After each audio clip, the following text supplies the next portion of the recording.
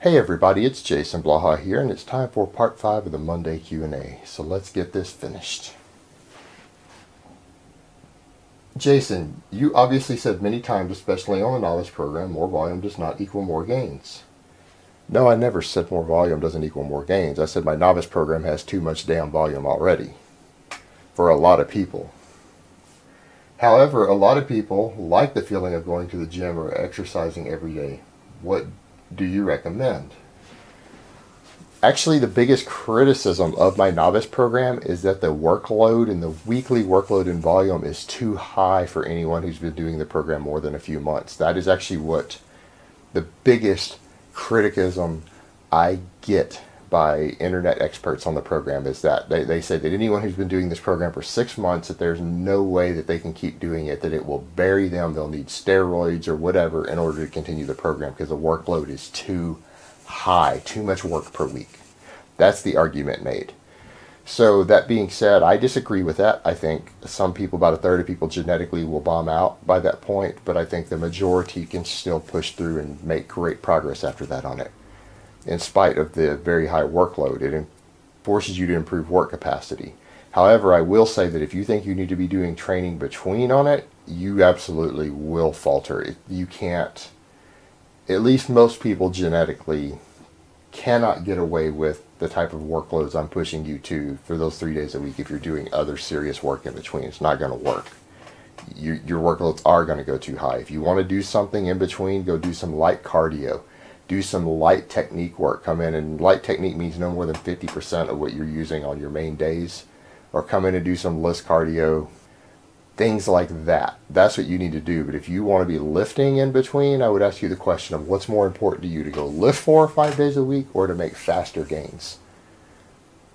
And if your goal is to lift 5 days a week at the expense of making gains, you're willing to accept less gains to do that, then my program is not for you. My novice program is for people who want to gain as much muscle as possible and for their first year of training, and to maximize their gains, just make as much as they can.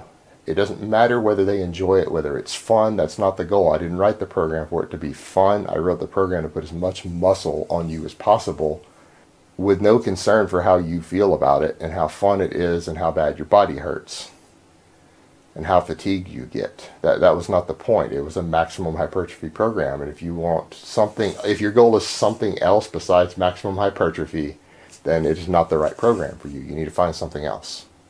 All right, next question. Is progressive overload that important on small isolations if you already progress on the compounds that involve those muscles? Is the role of isolation just to stimulate the muscle or to make it grow? I do rear delt work with the same weight for months, but I progress on the weighted chin-up.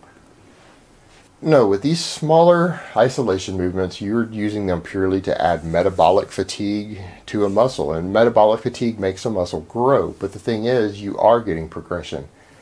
What people seem to forget is that progression and workload are systematic, meaning if you do 2 lifts or 3 lifts for a body part, and one of those lifts increase, has your progressive overload not increased for the whole week or for the whole training session? Of course it has. So if you come in and you do weighted chin-ups and you do face pulls and your weighted chin-ups are going up and you use the same band and the same number of reps for the face pulls every session, you're still adding metabolic fatigue on top of an increased workload.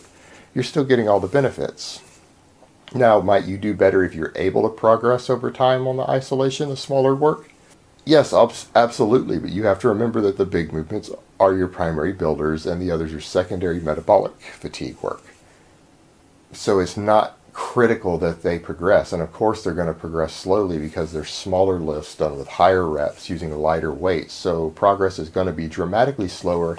That's expected, and it's fine. You're still benefiting from them, and you're still going to grow from them as long as the big lifts are improving.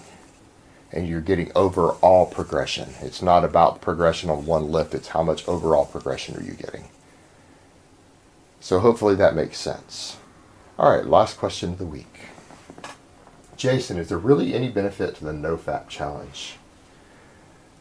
In some ways, I think no-fat can be silly, but as far as the benefits go, I think the testosterone benefits that people talk about is complete bullshit, and anyone who understands normal fluctuations in testosterone and how little minor fluctuations in natural production would really matter should let you know it's not important.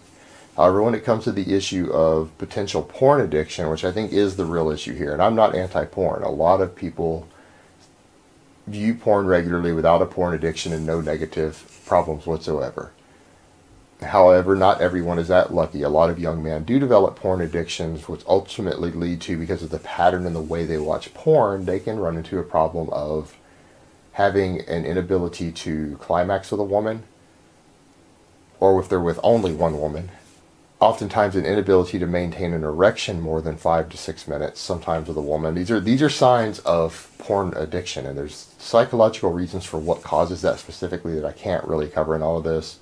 So can there be benefits to the NoFap in the sense of, can it help break the negative effects of a porn addiction and improve your overall sex life with a real partner? Yes, absolutely. I think there's good data coming out supporting that in the psychological world, showing those potential benefits. I don't agree with the benefits of the shifts in hormone production being significant. I just don't see it being so. Any data I've seen doesn't show enough changes to be significant. But as far as breaking the possible negative effects of porn addiction, yeah, it very well could be. And there does seem to be some benefits there if that's a problem for you. Alright guys, so that's really all I have to say on that today. I hope it has been informative, and I will talk to you guys next time. But let me give you guys a bicep shot before I go.